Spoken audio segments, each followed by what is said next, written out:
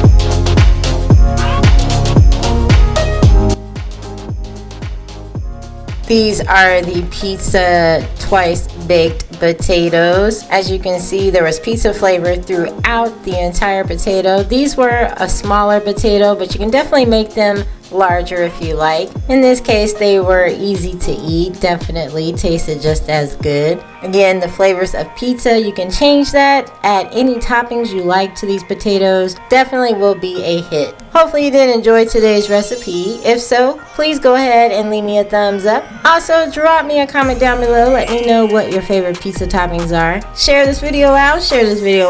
Definitely appreciate that. And if you haven't subscribed yet to my channel, please go ahead and do so by hitting that subscribe button and the bell so you be notified every time I drop a new video, especially during COOKMAS. You guys take care and thanks for watching. Bye guys.